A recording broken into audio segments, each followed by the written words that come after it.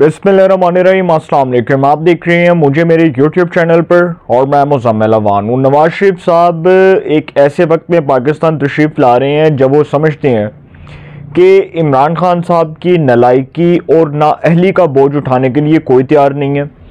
और जब उन्होंने गुजरांवाला के जलसे से खिताब किया था, वीडियो लिंक खिताब किया था, तो 2020 में जब वो खिताब फरमा रहे थे तो उन्होंने कहा था कि जो लाए हैं वही भुगतेंगे, जड़े लेके आए ने वही भुगतनगे।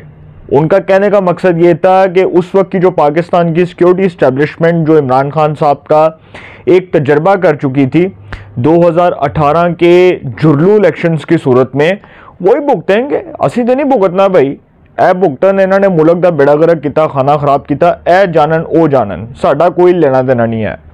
तो नवाज शरीफ साहब जो हैं दरअसल वो प्रोजेक्ट इमरानिया को मुखातिब करते हुए कह रहे थे कि अब जो गंद लेकर आए हैं वो ही साफ करेंगे। तो दरअसल इमरान खान साहब जिस तरह डिस्क्वालीफाई हुए, नाअहल हुए, फिर उनकी पार्टी का वोट बैंक जिस तरह से मुतासर हुआ, 9 मई के वाक़यात हुए, बहुत शिद्दत के साथ जो है इन वाक़यात में आप देख लें कि गिरफ्तारियां हुई, कुछ लोगों को जेलों में डाला गया, कुछ के मुकदमात फौजी अदालतों में चल रहे हैं, कुछ का सिविलियंस का ट्रायल हो रहा है। तो सर पाकिस्तान की सिक्योरिटी इस्टेब्लिशमेंट अब ये समझती है कि शायद पीछे कोई ऑप्शन नहीं है, क्योंकि पहले तो पीपल्स पार्टी और नून लीग हुकूमतों में आते रहे। माजी में नवाज शरीफ भी वज़ीर आज़म बने, मोहतरमा शहीद बेनज़ीर भुट्टो साहिबा 2 बार इस मुल्क की इलेक्टेड प्राइम मिनिस्टर रही। नवाज शरीफ साहब को चूँकि ये एजाज़ जाता है कि वो 3 बार इस मुल्क के इलेक्टेड प्राइम मिनिस्टर रहे। एक बार तो उनकी हुकूमत को सदर गुलाम इस्हाक़ खान साहब ने बरतरफ किया, दूसरी बार एक डिक्टेटर परवेज़ मुशर्रफ ने फौजी मुदाखलत के ज़रिए नवाज शरीफ की 2 ताई अक्सरियत से मुंतखब जमहूरी हुकूमत का तख्ता उल्टा, तीसरी बार नवाज शरीफ साहब को पैनमा के एक अदालती फैसले, सुप्रीम कोर्ट पाकिस्तान की सबसे बड़ी मोअज़्ज़ज़ अदालत के फैसले के ज़रिए घर जाना पड़ा। तो 3 बार तो नवाज शरीफ साहब भी वज़ीर आज़म रहे, लेकिन बदकिस्मती इस मुल्क की कि कोई भी वज़ीर आज़म अपनी 5 साला आइनी मुद्दत पूरी नहीं कर सका, कोई भी वज़ीर आज़म नहीं कर सका। अब सर प्रॉब्लम ये है कि अब पाकिस्तान की जो सिक्योरिटी इस्टेब्लिशमेंट है, एक तो पहली बात पाकिस्तान के जो मुस्लिम ममालिक हैं, जो हमारे जो मुस्लिम कंट्रीज़ हैं, उनका नवाज शरीफ के ऊपर एक बहुत अच्छा ट्रस्ट है। टर्की है, ईरान है, इराक है, इस तरह के कई ममालिक हैं, सऊदी अरब है, अबू धाबी है।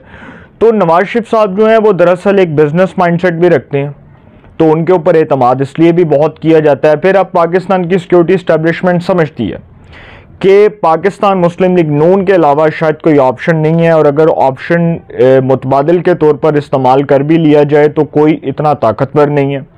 तो नवाज शरीफ साहब जो हैं जी वो अब बन गए हैं इस्टेब्लिशमेंट की मजबूरी। हालात और वक्त ने इस्टेब्लिशमेंट को जो है नवाज शरीफ साहब को इस्टेब्लिशमेंट की मजबूरी बना दिया। हालात और वक्त ने नवाज शरीफ साहब को इस्टेब्लिशमेंट की मजबूरी बना दिया। आपको याद होगा कि नवाज शरीफ साहब जिस तरह से निकले थे 2017 में एक अदालती फैसले के ज़रिए उनको नाअहल करार देकर उनको वज़ारत उज़्मा के ओहदे से, उस मनसब से फ़ारिग किया गया। उसमें पाकिस्तान के कुछ करता दर्दों का उतना ही हाथ था जितना उस वक्त जनरल बाजवा, जनरल फैज़ हमीद का हाथ था। और कुछ जो है वो वाक़फ़ाने आलिया बात बताते हैं कि नवाज शरीफ साहब को निकालने में, चूँकि उस वक्त की जो पाकिस्तान की सिक्योरिटी इस्टेब्लिशमेंट थी वो एक नया तजर्बा करना चाह रही थी। और आपको याद होगा कि 2014 में, 2014 से पहले अगर आप चले जाएं 2011 में, तो वो जो थे उस वक्त के जो DGISI थे जनरल शुजा पाशा, 2011 में जब इशफाक परवेज़ यानी बतौर army chief of army staff खिदमात सर अंजाम दे रहे थे और पीपल्स पार्टी की हुकूमत थी, तो पीपल्स पार्टी की हुकूमत में ही इमरान खान का तजर्बा किया गया और उनको सियासत में हाथ पकड़ कर लाया गया और 2011 में तहरीक इंसाफ का मीनार पाकिस्तान पर जलसा करवाया गया। तब वही बाबर अवान साहब जो हैं वो इमरान खान को गालियां देते थे, जो आज उनके तर्जुमान बने हुए हैं। वही शेख रशीद साहब जो हैं वो इमरान खान पर थू थू करते थे, जो आज उनकी पार्टी के तर्जुमान बने हुए हैं। तो सर ये जो तजर्बा था ये दरअसल 2011 में हुआ, 2014 में ये मैं आपको बाद में इसकी डिटेल्स बताऊंगा। इसके बारे में मैंने पूरी जो है वो हिस्ट्री आपको इस बारे में आगाह करूंगा, ब्रीफ करूंगा कि ये सारा कुछ हो कैसे रहा था। इसी तरह अब नवाज शरीफ साहब जो हैं जी उनके बारे में एक सॉफ्ट कॉर्नर के तौर पर ये सोच रखी जाती है कि चूँकि सिंध में तो पीपल्स पार्टी, KPK में PTI, बलूचिस्तान में मखलूत और पंजाब में नून लीग, अब पंजाब जो है ना वो पाकिस्तान का सबसे बड़ा सूबा है और जो पंजाब विन करता है वही वफाक में हुकूमत बनाता है। अब पंजाब के अंदर नून लीग के जो पाँव हैं उनको कमज़ोर करना इतना आसान नहीं है, ख़ास करके जब नवाज शरीफ साहब आ जाएंगे तो वो वोटर जो है वो बयानिया की तरफ माइल होगा, उसको ट्रैक किया जाएगा, तो नवाज शरीफ साहब एक बयानिया तो क्रिएट करेंगे ना।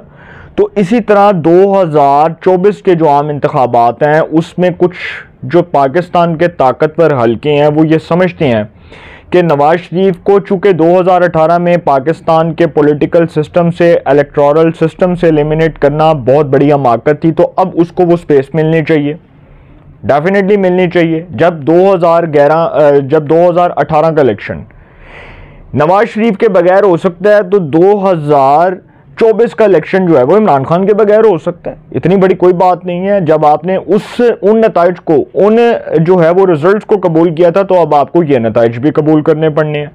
इसी तरह नवाज शरीफ साहब जो हैं जी वो पंजाब तक तो महदूद हैं। पंजाब में तो नून लीग का वोट बैंक है, पंजाब लेवल पे साउथ पंजाब में उधर नून लीग का वोट बैंक है, नून लीग के कारकुनान हैं, नून लीग का वहाँ पर नज़रियाती वर्कर है, उनका सपोर्टर है वहाँ पर। तो जो जनूबी पंजाब है वहाँ से नून लीग के कई ऐसे कैंडिडेट्स हैं जो अब उनके साथ राब्ते में हैं, क्योंकि डेफिनेटली जो इस्तेकाम पाकिस्तान पार्टी है, इस्तेकाम में ITP, इस्तेकाम पाकिस्तान पार्टी जो जहांगीर तरीन साहब की जमात है, वो डेफिनेटली बिल्कुल न्यू जमात है, लेकिन इलेक्शन कंटेस्ट करेगी, क्या नैरेटिव लेकर जाएगी? लोग तो तहरीक इंसाफ के ही हैं ना, पुराने लोग हैं, तो पुराने करता धरते जो करता धरता है वो क्या नैरेटिव लेकर जाएंगे? यही इमरान खान के साथ हुकूमत में बैठे हुए थे, यही अलीम खान साहब उनके साथ हुकूमत में थे, यही मुराद राज साहब, फयाजुल हसन चौहान, डॉक्टर फिरदौस आशिक अवान, जहांगीर तरीन, ये सब लोग तो इमरान खान के साथ थे।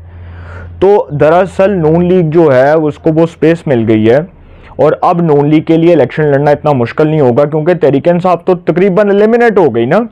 9 मई के वाक़यात के बाद वो इलेक्शन में जाएंगे तो उनको वो नताइज, वो खातिर खा कामयाबी, वो खातिर खा रिजल्ट्स नहीं मिलेंगे जो वो एक्सपेक्ट कर रहे हैं। इसी तरह सर इसहाक डार साहब ने एक बयान दिया है और वो कहते हैं, इसहाक डार साहब का कहना है कि जी नून लीग के कायद नवाज शरीफ ने अपने खिलाफ साजिश करने वालों का मामला अल्लाह पर छोड़ दिया है। इसका मतलब कि क्या नून लीग फिर प्रोजेक्ट इमरानिया के किरदारों के एहतसाब के मामले पर दस्तबरदार हो गई है, या नून लीग ने इस मामले को जो है वो रफा दफा कर दिया कि अब हम इस मामले में नहीं आते? मतलब अब इस बात का जवाब कौन देगा? देखें, ये जो नून लीग के बारे में बात की जा रही है, इसहाक डार साहब ये बात कर रहे हैं, दरअसल इसमें नून लीग में दो डिफरेंट सोच, दो डिफरेंट जो है ना वो थॉट्स पाई जाती हैं। एक जानिब तो एक ग्रुप कहता है कि जी आप नून लीग को, नवाज शरीफ साहब को एक जगह पर जी ये अहकामात दिए जा रहे हैं, हुक्म दिया जा रहा है कि जी खुदा का वास्ता है पाकिस्तान की सिक्योरिटी इस्टेब्लिशमेंट के साथ ना टकराइएगा, नुकसान हो जाएगा, मुफाहमत कर लेते हैं।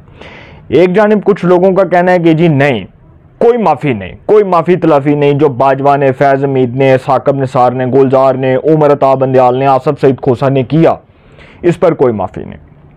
और डेफिनेटली माफ़ी बनती नहीं है भाई। अगर इस पाकिस्तान में अगर एक सिविलियन का आपने 30-35 साल ट्रायल करके देख लिया है, उसका एहतसाब करके देख लिया, तो फिर फौजियों को आपने कटहरे में क्यों नहीं खड़ा किया? परवेज़ मुशर्रफ के खिलाफ खुसूसी अदालत का फैसला था। जस्टिस वकार सेठ जो पेशावर हाई कोर्ट के चीफ जस्टिस थे, उन्होंने कहा कि परवेज़ मुशर्रफ को तख्तादार पर लटका दो। उस फैसले को एक जज साहब ने उठाकर फारिग कर दिया, ख़त्म, रोला ही ख़त्म हो गया। परवेज़ मुशर्रफ अगर आइन और कानून से बालातर है तो फिर इस पाकिस्तान में एक सिविलियन का एहतसाब क्यों होगा? सवाल तो ये भी बनता है। अब इसी तरह जी परवेज़ मुशर्रफ साहब जो हैं वो एहतसाब के ज़ुमरे में नहीं आते, ये साबित हो गया ना कि एक जर्नैल जो है उसका एहतसाब नहीं हो सकता, बाजवा साहब का एहतसाब नहीं हो सकता, फैज़ हमीद का एहतसाब नहीं हो सकता, साकिब निसार का, खोसा का, गुलजार का, बंदयाल का एहतसाब नहीं हो सकता, तो फिर एहतसाब इस मुल्क में एक सिविलियन का क्यों हो सकता है? उसका भी ना करें। इमरान खान साहब है, उनको भी निकालें जेल से यार।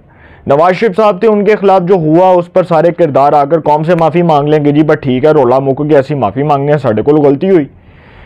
अब चूंकि इसहाक डार साहब ये बात कर रहे हैं तो उसके नतीजे में वो कहते हैं कि जी ये जिस तरह से वो बात कर रहे हैं कि जी हमने जो है वो अल्लाह पे मामला छोड़ दिया, नवाज शरीफ साहब कहते हैं, तो नवाज शरीफ साहब इतनी आसानी से ये मामलात अल्लाह पर नहीं छोड़ेंगे।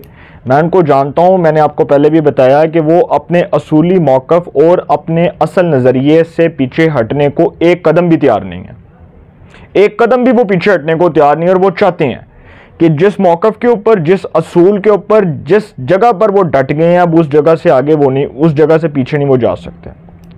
ये तो उनका फैसला, अटल फैसला है। इसी तरह ये जो बात की है इन्होंने, अब मुझे नहीं पता ये क्या है क्या नहीं है, लेकिन बहरहाल सर हालात और वक्त ने नवाज़ शरीफ साहब को जो है वो इस्टेब्लिशमेंट की मजबूरी बना दिया, और इस्टेब्लिशमेंट अब ये समझती है कि नवाज़ शरीफ को पाकिस्तान के पॉलिटिकल सिस्टम से एलिमिनेट करने का नुकसान बराह रास्त पाकिस्तान की सिक्योरिटी इस्टेब्लिशमेंट को हुआ, उसके इदारे को हुआ। इसका खमियाजा सब ने भुगता कि जब नवाज़ शरीफ तरक्की याफ्ता खुशहाल पाकिस्तान छोड़ कर गया, तो सर आपने देखा फिर उसके बाद फिर जब वो आए इमरान खान साहब की सूरत में नलायक इब्ने नलायक आए, और फिर उन्होंने IMF के साथ मुआहदे किए, IMF के साथ वो डीलें की, और उसके बाद वो बेवकूफ़ बनाता रहा हमाद अज़हर जैसे, वो जो हमाद अज़हर जैसे नलायक वज़ीर थे, वो कैसे कैसे कौम को भाषण पढ़ा रहे थे कि जी हम तो ये कर देंगे, हम वो कर देंगे, हम ऐसे फलां कर देंगे, टमकान कर देंगे। हुआ कुछ भी नहीं, कुछ भी नहीं हुआ। 1800 अरब के अखराजात थे, 1800 अरब के अखराजात थे, और पाकिस्तान की आमदन 900 अरब। ना इमरान खान साहब बकिया 900 अरब ला सके, ना वो अरेंज कर सके, ना ही वो इस हवाले से कोई इकदाम कर सके। उन्होंने किया तो सर किया क्या, मुल्क का खाना ख़राब किया, बस इतनी सी बात थी।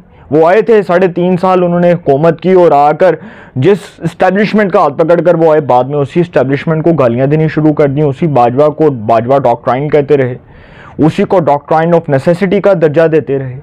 तो जिस बाजवा का हाथ पकड़ कर आए थे, तो क्यों पकड़ कर आए थे? बात तो ये बनती है ना, आते तो अपनी मेहनत से आते, अपने वोटों से आते। लेकिन सर अगर फ्री एंड फेयर इलेक्शन हो जाए, उम्मीद कोई नहीं, अगर हो जाए, आज भी हो जाए, उम्मीद इसलिए इमरान खान साहब को कोई नहीं क्योंकि इमरान खान साहब को नताइज उनकी मर्जी और मंशा के मुताबिक नहीं मिलने, और होने फ्री एंड फेयर ही हैं। तो इमरान खान साहब खुदा गवाह सर, इमरान खान साहब लाहौर के अंदर 5 सीटें निकाल कर दिखा देना तो आप मेरा नाम बदल दिएगा, फ्री एंड फेयर इलेक्शन हो जाए। मैं से ज़्यादा बात नहीं करूँगा। जो इन्होंने फ़ौज के साथ किया, उसके बाद जाएं आवाम में जाके, पब्लिक ऑडियंस से जाकर उनकी राय ले लें, और पता चल जाएगा इमरान खान साहब का वोट कहाँ पर खड़ा है। और आप देख लीजिएगा 2024 के इलेक्शंस में ठप्पे लगेंगे कि इमरान खान साहब टोटली तौर पर रिजेक्ट हो चुके हैं। आवाम के वोटों से तो हो ही जाएंगे, वैसे भी हो जाएंगे। इदारों की नज़र में उनकी क्रेडिबिलिटी क्या है ये सब बेहतर जानते हैं। मैं इस पर ज़्यादा रिस्पॉन्ड नहीं करूँगा। इसहाक डार साहब का बयान आपके सामने है, वो मैंने बयान कर दिया। नवाज शरीफ साहब इस्टेब्लिशमेंट की मजबूरी है, ये बात क्लियर कट कह रहा हूँ, ये साबित हो गया है, और ये अगले इंतखाबात में साबित हो जाना। अपनी राय का कमेंट्स में ज़रूर इज़हार कीजिएगा। इंशाल्लाह एक नए सेगमेंट के साथ फिर मुलाकात होगी। अपना बहुत ख्याल रखिएगा। अल्लाह निगहबान।